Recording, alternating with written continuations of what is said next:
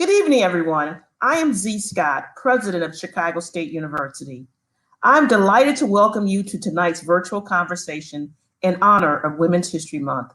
I want to thank our hosts, the Chicago State Foundation and Executive Director Darius Hillman, for their invaluable service and partnership to the university. I also want to thank this evening's panelists for joining us. Finally, I want to thank and welcome all of our attendees joining us remotely for this important discussion. The Chicago State Foundation panelists offer this event to you as a benefit to the community and also free of charge. If you find value in this program, I encourage you to visit www.csu.edu/donate and make a financial contribution to support our amazing student scholars and the mission of Chicago State University. As the official recognition of Women's History Month comes to a close, we know that the contribution of women to our society are too vast and too broad and too long to be relegated to any single month. Women continue to excel, innovate, and lead at home, in the corporate sector, and throughout our communities, despite being underrepresented and underpaid relative to their male counterparts. These disparities demand our full attention as a society, which is why equity is at the heart of what Chicago State does every day. The work of Chicago State is driven by our mission to create a world-class, higher learning environment and increase access to equitable opportunities for our students and the communities we serve. Chicago State is proud to serve as Illinois' only United States Department of Education designated predominantly Black institution. 78% of our students identify as Black and Latinx, and over 60% of our students are the first in their families to attend college. Our students come from many diverse backgrounds, but all enter Chicago State with one desire, and that is a desire to succeed. For our students, higher education remains the most assured path for positive economic mobility and career progression. And a degree from Chicago State has proven value. According to a New York Times featured study conducted by Harvard economist Raj Chetty, Chicago State ranks in the top 4% nationwide among all colleges and universities for providing economic mobility for our graduates. And in a recent economic impact study conducted by Chicago State by an outside firm, revealed that $1.6 billion is our impact each year on the economy of the state, and that for every dollar invested in Chicago State University, the people in Illinois will receive a $3 return. The success of our students is critical to our communities, city, and state. In my view, a strong Chicago State means a strong Illinois and a strong nation. We welcome each of you as partners and invite you to engage with us in the mission-driven work of the university. We know that when we invest in women, generations of families benefit.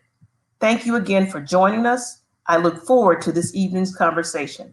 It is now my pleasure to turn it over to Christina Steed, Vice President of the Board of Chicago State Foundation and Executive Vice President in Flowers Communication Group, who will moderate tonight's conversation. In her role as Executive Vice President at Flowers, Christina is responsible for business development, client relations, and external visibility for the agency. Please join me in welcoming Christina Steed, and thank you.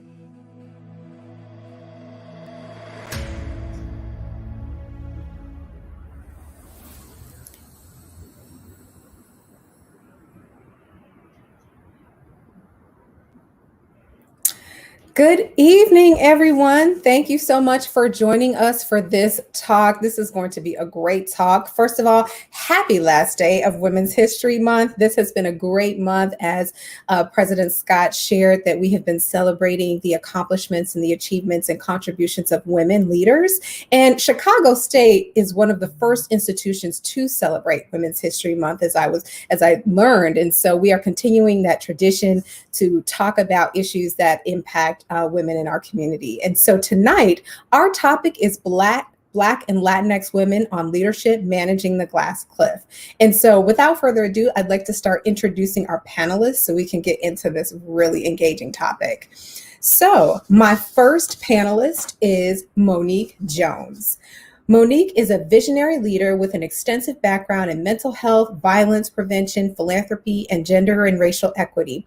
Her career and civic interests span the intersections where the lives of those most vulnerable fall victim to structural oppression and inequity. She brings over 20 years of leadership in the nonprofit sector to her role as the fourth president and CEO for Forefront, Illinois' premier organization focused on connecting philanthropy, operating nonprofits, and their allies to improve the lives of all people in Illinois. Welcome, Monique, to the panel. Our next panelist is Angelique David. Angelique is the Executive Managing Director and Chief Operating Officer and General Counsel for Ziegler. Angelique serves in this role overseeing all of the day-to-day functions of the business, which include legal, compliance, IT, human resources, marketing, accounting, research, and office services. She is also chair of the Chicago State Foundation. Welcome, Angelique. Our next panelist is Dara Munson.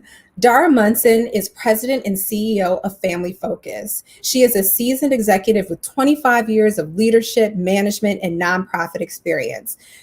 Currently in her role since 2016, she's a native of Detroit and past president and CEO of Big Brothers Big Sisters of Metro Detroit and past COO of Girl Scouts of Southeastern Michigan and past senior director of United Way of Southeastern Michigan. Welcome, Dara. And fun fact, you have the greatest last name. It's the name of my husband. Next panelist is Maria Wynne. Maria Wynne is Chief Executive Officer of Leadership Greater Chicago, LGC, the region's premier civic leadership development organization. Since 2014, Maria has led the transformation of LGC, representing the organization at the highest levels of business, government, and social services, and leading innovation in the civic space with the creation, development, and launch of the Daniel Burnham Fellowship, of which she is the founding Daniel Burnham Fellow. Thank you so much, Maria, for joining us this evening. And then finally, our last panelist is Chevy Humphrey. Chevy Humphrey is president and CEO of the Museum of Science and Industry. She is the first Black American to head a science center in the United States. And Humphrey leads with sound management, entrepreneurship, and deploys resources to gain market share and respect, donor confidence, and public support. Prior to joining MSI, Humphrey had been president and CEO of Arizona Science Center since 2005. While there, Humphrey created a strong, well-run nonprofit organization that has adopted best practices from business. She helped accelerate strategic growth as well at that organization. Thank you so much for joining us, Chevy. So, everyone, get ready. We are going to talk about Black and Latinx women in leadership managing that glass cliff. Hi, everybody. Hi, Christina. Great. So in terms of kind of just grounding us in this conversation, the topic of the glass cliff, many Black and Latinx women leaders find themselves on this glass cliff. And it's a phenomenon experienced by women and minorities where they're elevated to positions of power. So they get that C-suite role, they get that executive role, but only when things are going bad for the company, they're brought into this role. And if they succeed, the reward is high. But if they fail, if there's failure, then the risk is high too, in a negative way. And so I kind of want to start my questioning off with that concept of the glass ceiling. And when we reach these upper ranks of power, we're put into these precarious positions and therefore have a higher likelihood of failure, meaning there's a greater risk for us to fall. Has anyone experienced this or seen this and kind of has a personal experience with it that they can share? And I'll open it up to the group.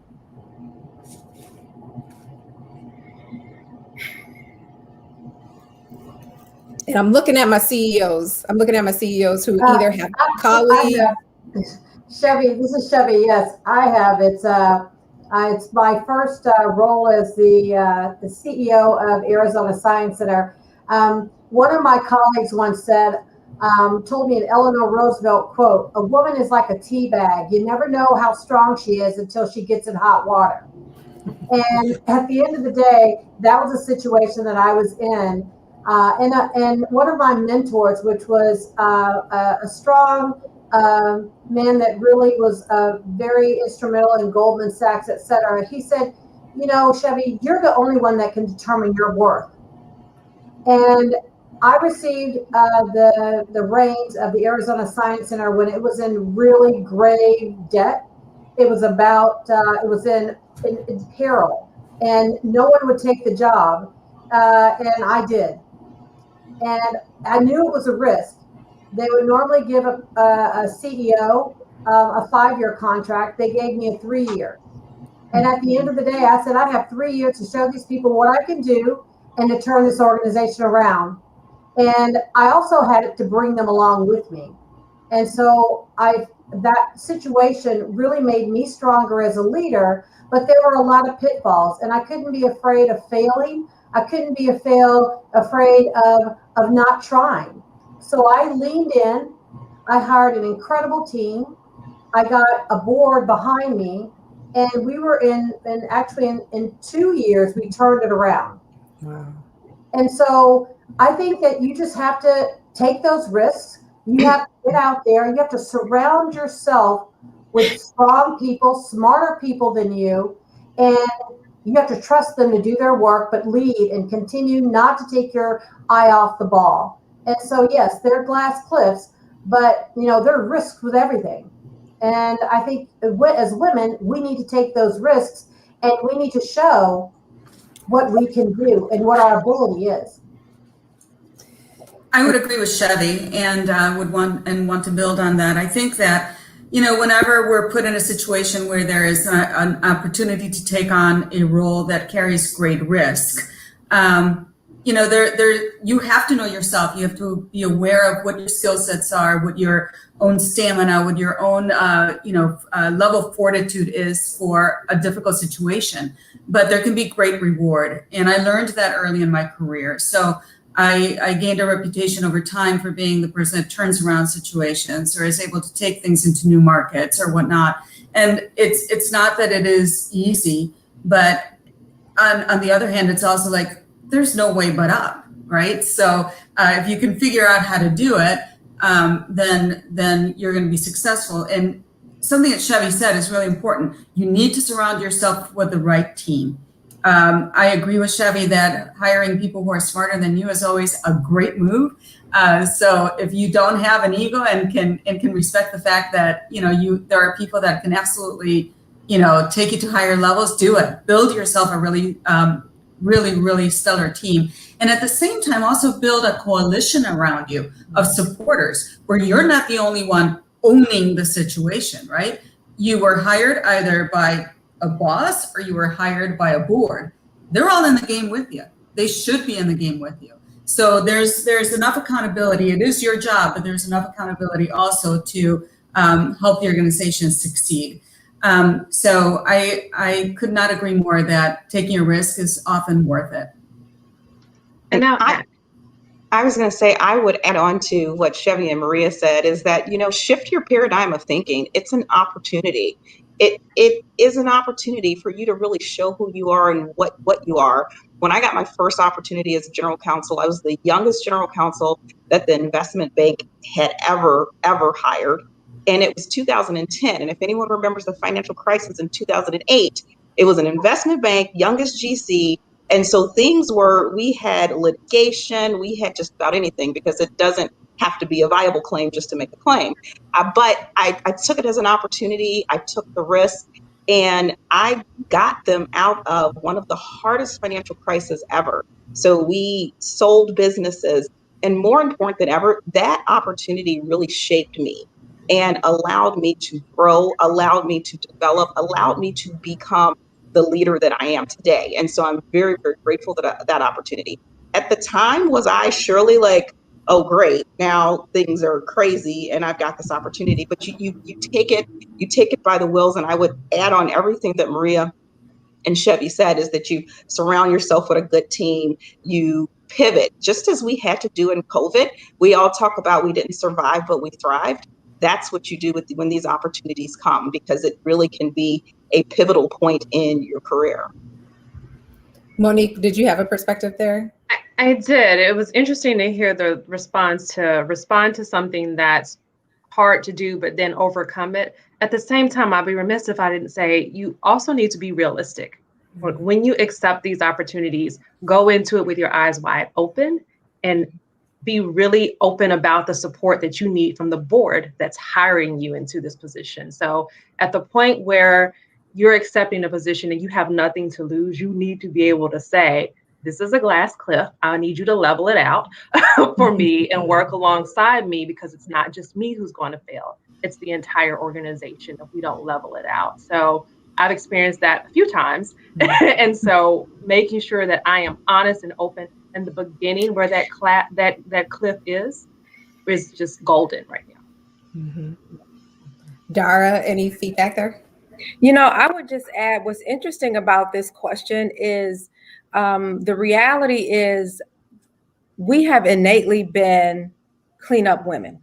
Yeah. And this is not just about our daily work in boardrooms in our professional lives. Historically, this is the innate talent that we bring to our daily lives from past generations. So it's interesting that we're having this conversation related to our work, right? Our professional lives, but it's been our gift to, I'll say America, because it's where we are. It's been our gift to this country, sometimes mostly by force. And so it's just an interesting dynamic right now. But the beautiful thing about this moment is we all have the opportunity to level out that cliff, as Monique said, for each other. Right. And so when you're doing succession planning and when you're making plans for the future, we have the power, to Angelique's point, when we take on these opportunities to level out that cliff in solidarity for each other. And one thing that we haven't mentioned that I want to definitely add is make sure that you are financially rewarded appropriately for taking on those difficult roles. You negotiate because you are taking risks. So you want to make sure it's always risk reward.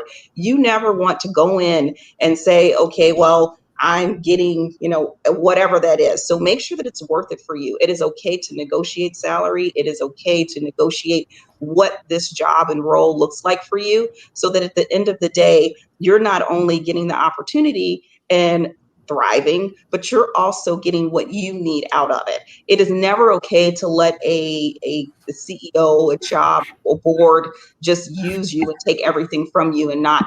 There's risk reward for everything, so make sure that you get that reward. Good point. The other thing that I'd like to add is you can say no. Yes. You can say no. That carries risk also. But if you really see this as something that you cannot make successful, or you do see this as an opportunity to just truly fail, then don't accept it. Don't go into it. Right. You can say no. Great point. That is a great point. And I think, tying back to Dara, you putting it in a historical perspective, like giving us our history around our role and how we have always been in this role of, being able to come in and clean something up or straighten something up. But then, so we're in a moment in time where people are standing up chief diversity officers and looking for diversity in the C-suite and looking to add diversity to the board. And after the success, or after the 3 years, Chevy, where you turned the organization around, what is the risk reward, or how do we succession plan when sometimes there is transition that happens where the person who put the company on the right track is now gone because the company has gotten what they've gotten out of that person? Any perspective there? Yes. Perspective is you have to constantly have a succession plan. You have to create succession plans not only for yourself, but within the organization. Mm-hmm. And so that creating those number 2s and those number 3s for those various positions is really critical. And I found that in the leadership role that I've been in and I've been blessed in is that I give back tenfold. And so I mentor young women within the organization. And if you come on as a senior leader, you're required to mentor others within the organization so that we can keep it going. We can keep it going within the organization. And, it's not going to work out 100%. You are mentoring others to other great positions so that they can carry it forward and pay it forward to others and continue that role, because we have a lot of responsibilities. We have to model that success. We have to work harder. My mother once said, when I was a young girl, she said, Chevy, I have something to tell you, and it's good and bad, but it can help you. You've got to work at 200% to have 100% in your back pocket, because one, you're a woman, and second, you're a woman of color. So that means you have to work harder and have that 100% in your back pocket. So I really think we have to pay it forward and help others and create succession, not only in the C-suite, but help others be able to grow and learn and be able to be prepared for that opportunity that we just spoke about. Mm-hmm. And Chevy, I'll add to that. It's so interesting. In every position where I've supervised someone, a question that continuously throws my staff off is, tell me what you want to do after you work for me. Like, and they think I'm getting ready to fire them. No, I need you to think through, where do you want to be in 3 years, 5 years? And I'm okay if that's not with me, because I know how to supervise you up. Think about your leadership, moving beyond me, and think about my own succession in this organization. I start thinking about that the minute I walk through the door. So teaching other people to start thinking about that releases the scary part of succession planning. It invites more feedback opportunities, more evaluations, and those things that are scary to women can be scary to women. We need to get used to and get in on the minute we walk through the door, and building, I forgot who said it, build that cabinet of people that can give you that outside of your organization, but make that a culture inside as well. I would add that if you're doing this succession planning and you're building that team of people, you're also releasing enough from you that you can continue to elevate. You can't elevate unless you elevate others. You can't start thinking about what's your next step. Where are you going to go next until you know that you have others in place? And frankly, if you're doing this appropriately, the people that will work for you will be working so hard and taking on new things and offering ideas to the point that you're now able to say, wow, I've really made a change at this organization, and I want to start doing something else and looking for new things. And it might not be leaving the organization. It might be on taking a larger role, taking a different role. So there's an evolution of leadership and roles that we all just have to go through. And I would just add, when you think about this type of succession planning, I think it is a unique way to look at it. And when you're working with your team, to think about the greater good, right? So we have a commitment to this work at this organization, but the greater good is going to mean, whether this is training ground for you for 4 or 5 years, you're going to go off and do some magnificent things, right? And so it is my job as the leader of the organization or whatever department to make sure that I am pouring into individuals in the way that makes them ready for that next right step. And I think, Monique, you're right. It's a different way of thinking about succession planning. And I asked some team members a similar question, and they are caught off guard. But once you let that down and communicate that this is about how we continue to pay it forward for generations and generations to come beyond our walls, because we're a part of an organization that's a part of a community, that's a part of a city, a state, a nation. And so our job is to think beyond the mission of this work. And we do that by creating leaders who are convicted and strong in their own thoughts and feelings, but can take that into the next 5 or 10 years. Yeah, setting them up so they can secure the seat at the table. That's really great. My next question is about how we lead, and do Black and Latinx women leaders have to reprove themselves over and over again in a way that their white counterparts don't? Let's keep it real. Is that something that is occurring still? Oh, absolutely. Did you say women in general? I think women in general have to prove themselves every single day. You know, I think that just is part of the territory. And it's part of the reason why we have to be supportive of each other. That's really important. It doesn't matter to me, as long as you're, a woman who's competent, doing all the right things. I mean, we should surround you with support. Yep. And to keep it real, so the question posed was reprove themselves. I would say in the absence of leadership from a white counterpart that possibly destroyed an organization. It is a situation of, I call it organizational PTSD. If something happened before in an organization and you hire in the new leader to be the cleanup person, but the organization, staff, board, community is still functioning as though the person prior was still there, it is a reprove. It's over and over again in different situations based on something that was picked up from the past iteration of an organization. And it takes time. But again, I think once you begin to show your leadership, once you begin to show who you are more openly, more widely, then those guards get let down a little bit more. It takes time, most definitely, but in the beginning, absolutely. I'm a therapist for training, so PTSD is always on my mark. But I am with you, Maria. We're proving ourselves every day. Yeah, I would add, I think you are always reproving yourself every time that a counterpart that doesn't look like you thinks they know better than you.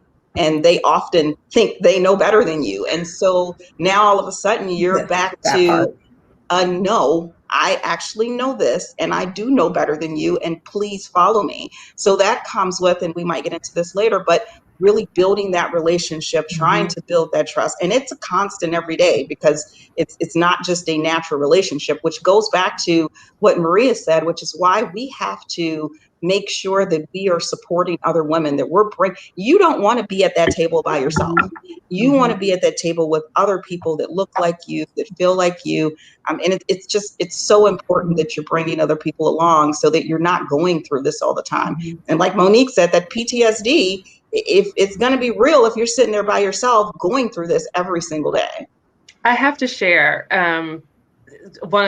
just to what you said, Angelique, having a mentor that will push you in that way and support you. I have a mentor that used to tell me, Monique, we're going to go into this room, we're going to go into this meeting, and we're going to sit across the table from each other so that we can read each other's faces and we can see what's happening in the room. Because she understood, as a woman of color, what that environment would be like for both of us.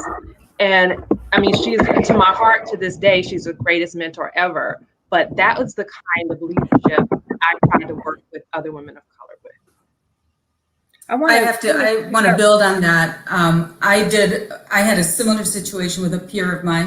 She wasn't a woman of color, but we were both kind of at the same point in our careers, and we both had to work on things, but we wanted to make sure that when we were in meetings, we were in technology, so we were mostly surrounded by guys. We wanted to make sure that our points were heard and that we were able to, to support each other's points. And we worked a system of support at each meeting to make sure that we were supportive of each other, and that if we said something and it was ignored, that we could bring it back.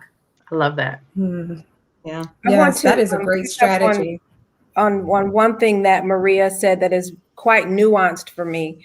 In these positions, we have to be fiercely committed to not forcing other women to reprove themselves.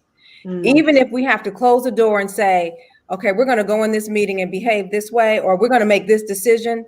In that room and at that table, we have to be committed to not doing that, because it's a part of the culture, right? If we know the question is so important because it happens, we just have to be committed to not being the culprit and making other women reprove themselves over and over again.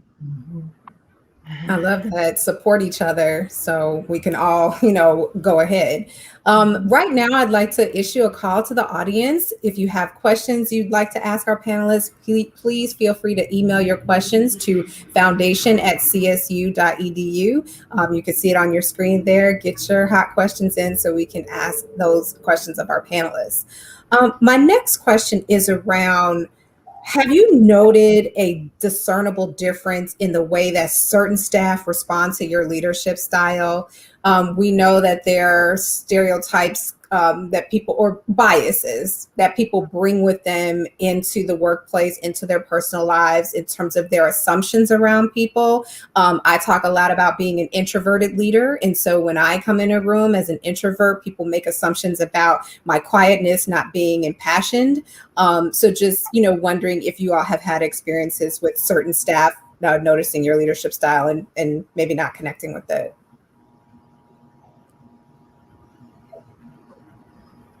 Yes. I was going to say absolutely. Yes. Absolutely. Yes. And I think it's a challenge when there's so much talk, at least as of late, about being authentic and bringing your authentic self, your whole self, to your work and your role. And part of it is just really communicating how you show up, right? Sometimes you have to help people's guards come down, and I think that's okay. But to be at a point where you have to apologize for who you are, how you show up, everything from if you decide to wear your natural hair, which can be off-putting, to your facial expression, to you might just be cold, and so you have your arms crossed, and that communicates something. So I do acknowledge that body language plays a role, but I also acknowledge that there are times when I will personally check myself, because I don't want to I have not wanted to come across as angry, frustrated Black woman until 2020. Like last year, I just that was done. But it is a thing. It's a thing. And especially in a position of influence and leadership with, if you're running a staff team, it does matter, because the point still has to get across. Whatever is happening in the discussion, that point has to get across. But the short answer is yes, there are ways that I think we probably can all tell stories about how our leadership style is decided for us before you get to know the person. Yeah, who got a story? Anybody got a story? Several stories. Yeah, I do too. Love telling stories. Just really quickly, I remember having to stop conversation. So in the middle of a meeting, just having to assert my authority as the leader to mediate conversations. And that was taken as me being overly aggressive. I believe that the term that was used was stomping on someone's neck or something. I thought, woo, that's what I did by correcting something that happened in a meeting. That's how you saw my action. And I think I may have had 2 therapy sessions around just that comment, because I needed to just tear it apart, deconstruct it, and really see what was being seen in my behavior when I mediated this conversation. And so I've done what Dara said, and really step back a little bit to make sure I am being who I think I am in meetings. It gave me pause. And so for that, it's interesting. Mm-hmm. I think that every leader has to work on how they come across with their teams. And one of the things that you have to develop is a sense for what kind of a team do you have.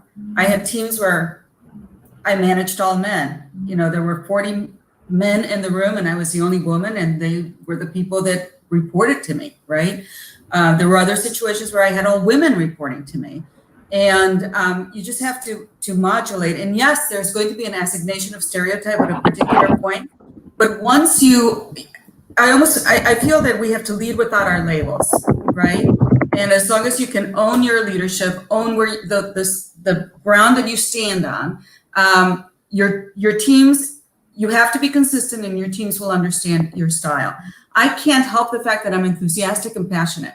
It's just something I do, right? So I hope you learn that about me just as much as I'll learn about you having a different style, right? So I think that there's a challenge for all leaders, and some of us have a little bit more of a challenge, but it's all part of being a good leader.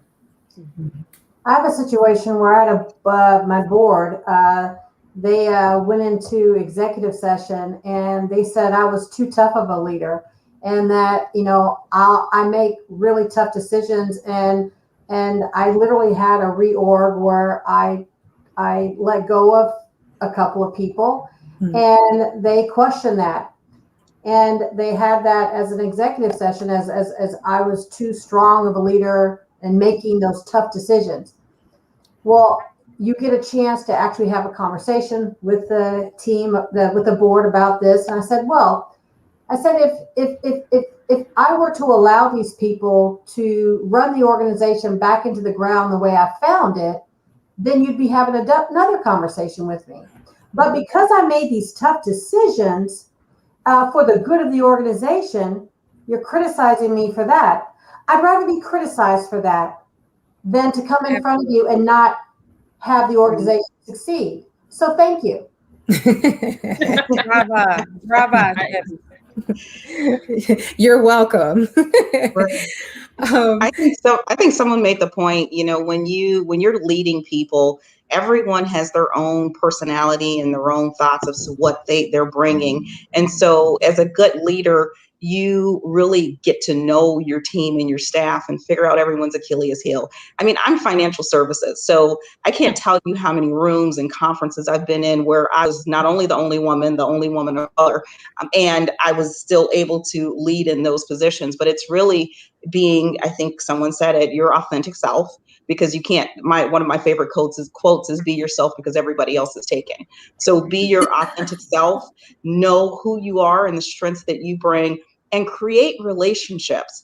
When you create relationships with people and they like you, they know you, you can be, I always come to things, I'm known for being firm but fair. I'm a very direct, I kind of tell it like it is, but I'm always fair. And I always come with a care, and they know that I am always going to go above and beyond to make sure that we're making good decisions. So it's easy to lead people that don't look like you, but you have to develop those relationships of trust throughout the relationship, throughout the leadership relationship. Then they're much better following you. I always say people don't work for omnibus companies, people work for people.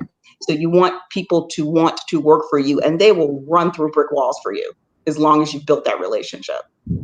And here's the thing, and if they don't, it's okay. Yes. That part. If they don't, it really is okay. Mm-hmm. Yeah. Thank you, Dara. So reorienting ourselves in, hey, it's okay. If they don't want to get on the ship, they can join another cruise. So the next question we have, the University of Illinois published a report this month finding that while people of color make up about 40% of the state's population, they only accounted for 15% of corporate board members at companies. How can women of color best use their influence and expertise on corporate boards? What would you like to see done to open the opportunity to sit on corporate boards for more women of color? I think we have a moment in time right now where that is an issue. And it is something that it has been acknowledged, and there's action on it. So I think that there's a window here where we can help each other to look at corporate board opportunities and figuring out how to break through, being in corporate boardrooms. Once we arrive there, our responsibility is to bring others with us. So I think that there's a window open. If the door opens, let's go through it and let's help others as well. There's this interesting representation, I would say. A lot of nonprofit board members, of course, are from our corporate space. And so we understand their expertise. We put them in those spaces. We invite them to nonprofit boards for that expertise. I have not seen the reverse in understanding and welcoming the skill set of our nonprofit leaders on corporate boards and what that could mean. So, it's a process of learning what someone in our nonprofit space could bring to a corporate board, and really understanding that I might not have a master's in business association. I never will. I will never get my MBA. But having led in the nonprofit space for 20 years, I know a little bit of something about running organizations in community and finances and all those things. So I think it's more of understanding the skill set that can be brought to a corporate board from a woman who is not in a corporate space. I also feel that you have to let people know that you're interested in a corporate board. So there's some accountability on our end as women and women of color to let people know that we're interested. Because a lot of people just, they don't think about well, could this person serve on a board, or could this person do this? Because they just don't know. And that was the advice that I received. I do sit on a for-profit corporate board with a nonprofit background, but it was really tough getting there. I went to a woman, and don't be this woman, but I went to a woman and I said to her, I'm interested in joining a corporate board. Can you help me? And she said, read my book. You really don't have all the skill sets. You really don't have what corporate boards are looking for. But after you read my book and you're still interested, you could come back and we'll meet. Wow. And I was like, huh? Because I was told by these men that were on for-profit boards that I would have a perfect skill set for that. Yeah. And so I went back to my mentors, which were men, and I said, well, this is what this lady told me. And they go, well, don't listen to her. You need to network. You need to let people know that you're out there, that you want to join boards. And when you get that interview, you do your homework and you do it. You get in there and tell them why you're the best person for that board. So I had over 50 meetings with 50 different individuals telling them, I'm interested in boards. Can you help me? Can you talk to me? And there was one person, there was a woman, and she said, I'll get you an interview. She called me while I was in the UK and said, I got you an interview, and it's in a week. I studied my tail off every time. But I went in that interview and I knew exactly where the company was, where I thought I could add value, and I asked questions that they hadn't asked before. And then I was invited to that board, but I had to work and show them that I was the right one to fit on that board. And so letting yourself be out there, letting people know that you're interested is critical. So we have to play a part in that as well. I would echo that and add on to that is make sure you're doing things to increase your professional profile. So be diligent about this and be intentional about this. Think about the skill sets that boards are looking for, where you do or don't have that skill sets, and get that. Another thing that was told to me years ago, and it's very key, get yourself on a key substantial non-for-profit board and try to get yourself to a chair position so that you can show that you've done board work on a big name, you've done the key, you know how to be the leader. Also, and I know sometimes women, we're shy to sing praises or to put things out there, but it's really important not only to let people know, but if there's things called social media, if you're doing something great, even though it may feel awkward or weird to put yourself out there, post those successes because people see that. And the more that people see that you are doing something, you're rising, you want those corporate board positions, then that's how it is. Most important is once we get them. And just like I think Maria said or Monique said, that we're in that time where, I say right now women are trending. But guess what? Trends go in and trends go out very quickly. So while we're trending, we've got to grab it. And then we have to start putting others on there immediately. I sit on my company's board and we are a 120-year-old company. I'm the first woman and first Black. That's crazy. I shouldn't have taken 120 years old to do that. But once I'm there, you better believe I'm planting those seeds, adding more, continuing that process. Thank you, Angelique. Yes, that is exciting. So we are getting questions in from the audience. So I'm going to turn to some of these audience questions. So from Ty, I am a woman of color with years of experience in the corporate nonprofit world. What are the steps that I can take in my 40s to propel me to the leadership level? I love this question because ageism is a thing. Ageism is big, especially in my field of marketing communications. Once you hit 40, it's like you can't be creative anymore. And that's why I created a podcast called First Over 40 to debunk that myth. So I would love to hear from you all in terms of what steps can people over 40 who may be perceived as mid-career or, in this fast social media world, it's like if you ain't made it by 20, then give it up. What does that look like for someone at 40 and up trying to get themselves to the leadership level? I think that you have to go ahead. Ladies have really dropped some nuggets already. There's so many transferable nuggets that have already been communicated. I think having a mentor in the field that you're interested in, I don't know if the person is in the nonprofit sector right now, but having a mentor inside and outside of your organization. I think letting people know that you have that interest and being very specific on what the interest is. You know, I want to be in leadership. Well, in what area? What are your skill sets? What do you bring? And I agree. 40 doesn't even factor. It's other than you have life experience, you have lived experience, and you have some perspective and character, because maybe you've knocked your head a few times and you've built some character, right? And so I think those are some ideas that I would add. And be a fierce advocate for yourself. Really communicating with your immediate supervisor and his or her supervisor, or the organizational leadership. The other thing I would just add is to make sure you are tracking your successes. We go through the year and it's time for a performance evaluation, and you kind of have to think, you hit your metrics, but you have to think, what are the outstanding things I've done? I would say track those metrics and be able to communicate your body of work specific to that leadership position you are interested in. But bottom line, be a fierce advocate for yourself.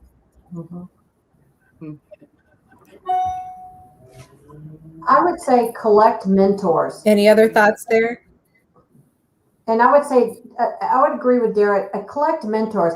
I actually look for people in the positions that I want to be in, and I go and meet with them, and I collect them as a mentor, and I look at all the different positions that are out there that in different organizations, that same position, and I become, I ask questions, I provided, they provided me input, and frankly, when a position came up or when they were leaving a position, they would call and they would say, oh, my position's available. I'd like to recommend you for this position.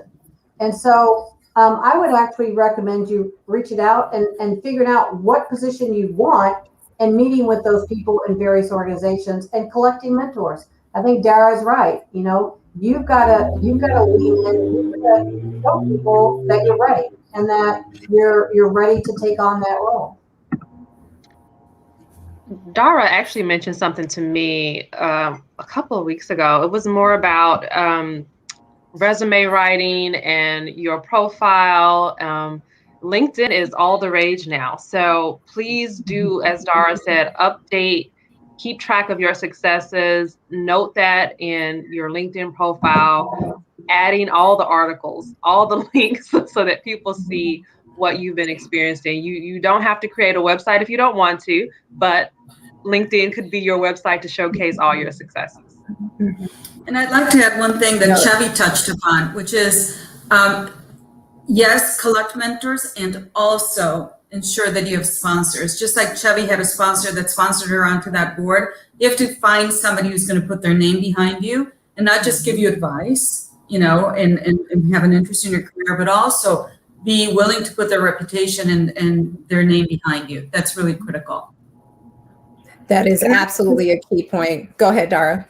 Just add one more thing. I would, for this specific question, be painfully clear on what it is about leadership that you are attracted to. A leader of people, I think titles are great for the most part, but being able to lead people and ensuring that individuals can commit to you and your vision and your journey versus complying with a job description are two totally different things. So I think being very clear on what it is about leadership that is inspiring you and sharpening those skills to get to that specific position. Yes, that is a gem. Thank you. Our next question from the audience: how have you dealt with or combated burnout, especially over this tumultuous last year? And I would even say this tumultuous week in terms of what is on our TV screens right now. I think that one of the things that helps me is exercising and, basic care of the body, honestly. You just don't, the roles that we have, the situations that we face take a toll.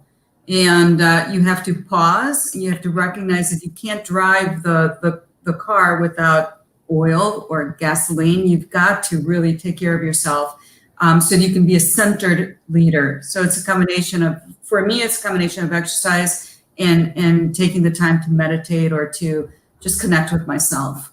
Maria, when are you doing this exercise? Because you're a busy CEO. But early in the morning. So yeah. I'm an early riser. I'm a 5 to 5:30 in the morning person. So okay. that's when I get my exercise in. Bless your heart. No, ma'am. So this topic of self-care is near and dear to me, because I think women are always so busy doing for everyone and everything that we forget to take care of ourselves. Mm-hmm. So actually in 2017, I formed a company called Just for Girlfriends, and all it is, it's all dedicated to helping women embrace self-care and self-preservation by providing engaging experiences, a amazing sisterhood for women to come together and support one another. So even though people always say, well, how are you self-care for yourself if you started a company? But it's my passion business, and we have members across the country, and it makes it easy, because self-care, you have to be intentional. It is not something that just happens. You have to, just like Maria said, 5 o'clock she gets up, you set that time. You know, they say for a reason, put your mask on before you put someone else's on, because if you don't take care of yourself and you fall apart, you're no good for anyone. So it's really important, whatever that self-care is for you, whether it's going to, and the reason why I started the company is because people kept saying, well, I don't have time to do this. And I said, okay, well, how about we make it easy for you?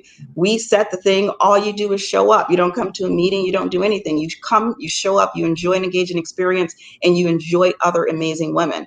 But find what that means to you. Self-care might mean talking. For me, it's talking to my girlfriends. If I feel down and out and I get on the phone with my close girlfriends and we're laughing, and we might be cussing and fussing at something, but by the end, it's really, it's a relief for me. But it may be exercise, it may be meditation, it may be yoga, it may be just sitting there coloring or drawing. Whatever it is for you, find that, because it's really important. You cannot let yourself burn out. They've shown that burnout and stress will cause medical issues, mental issues, physical issues, just a little bit about everything. I have to say that resonates with me, Angelique. I lost my mother. I was 17 and my mother was 52 when she passed. And it was just stress on stress on stress, being a single mother of 4 children. And so I always thought about her resiliency and what I saw as a kid, but it was unhealthy, right? And it led to what I know was premature death with heart disease, little bitty woman, feisty woman, but heart disease, but took care of her family really well, gave her all.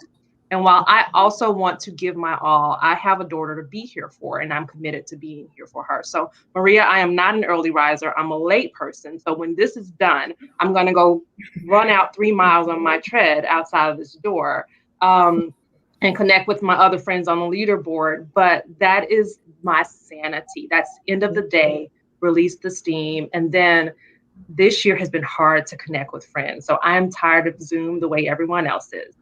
But connecting with my girlfriends to realize that I have a little attitude, I have a little spunk, I have a little pizzazz that's still there, has been really helpful. You know, I like that Angelique mentioned coloring. I was an art major, so I don't have a lot of time these days to create a lot of stuff, but I will tell you, I have bought these coloring books and I have my coloring pencils, and that can be a meditation in itself. So it doesn't have to be tough. Yeah. I would just add that I think the human connection is so powerful and so important, and the connection to girlfriends in solidarity, and sometimes just to be able to say, you know what, I am not okay. Today is not a good day. Yes, I'll go to therapy, but right now I just need to talk to you, and I just need to communicate in my full authentic self that I am not okay. And so I would be remiss to not shout out Monique right now, because she has been a dear friend since I moved to Chicago, and especially last year, which dealt me a few gut punches beyond the pandemic. But I agree, everything around exercise, prayer, meditation, and really identifying what it is for you to release the day and not take the energy of the day into your sleep, because you need that 7-8 hours.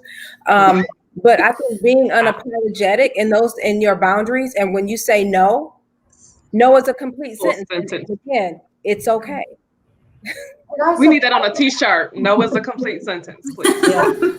I actually support everything everyone else is saying, but I actually combat burnout a little bit differently.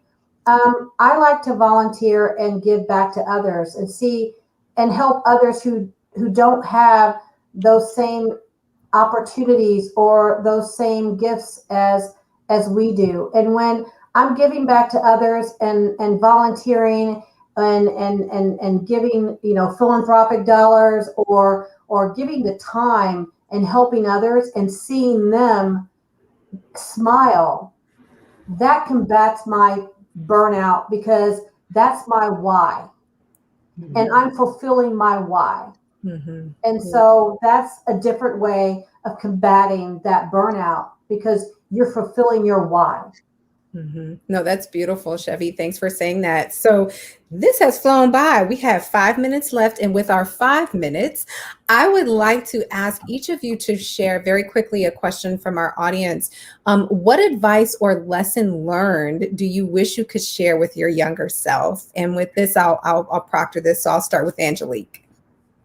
Sure. So I have always been a very, very, very ambitious person, and I raced to the top, and I was successful at it. Like I said, I took on a GC job at a very young age.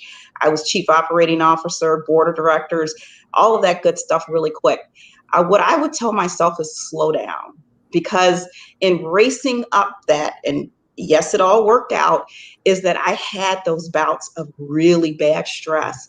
I had those bouts of suddenly at a young age developing hypertension and then having to figure out how to do the mindfulness and do all of the things that we're talking about so that I can slow down and not die at a premature young age. Because I was like, okay, I've got to do it. I've got 4 years, and next thing you know, I want to be this, I want to be this. And again, it has worked out. But what was I rushing for? Why did I need to do that so quickly? You've got a long career. If you're going to work to 65, you don't need to be the CEO by 40. So slow down, take your time, smell the roses, enjoy life. I think one thing that we learned this year from COVID is that life is short, and you don't want to spend every day and every night in the office, racing toward whatever that top is. You want to be really honest with yourself and enjoy your family and enjoy your friends and enjoy your relationships, because at the end of the day, that's really what matters. So while it all worked out for me, I kind of had to learn throughout the way how to do all of this to have a full, more robust life. So my younger self, I would say, Angelique, slow down. You have plenty of time. Thank you. Dara? Yes, I would say there were times when I would really second guess myself and have to really be my own hype woman. And sometimes I'm still there, but I would tell my younger self, there's a beautiful moment when opportunity intersects with your skill set and your experience. And when that happens, you do not take yourself out of the game. You keep moving forward. So I think sometimes we have to remind ourselves of that. But I would have told myself that at 20, at 25, and 30, just do not take yourself out of the game. Thank you. Chevy? I would tell my younger self to trust your gut. Trust your gut. Go with who you are. Do you. And it'll be fine. Love it. Thank you. Monique? I would tell my younger self that it's not about me. It's not within my control, and to be centered in continuously being the vessel, which through my skills and talents can make this world better. Thank you. And Maria? I would tell my younger self something that I tell myself still, and that is to be kinder to myself. I'm very judgy and critical of myself, and that can be good, right? It can help you, but it can also be really detrimental. So be kinder, gentler to yourself.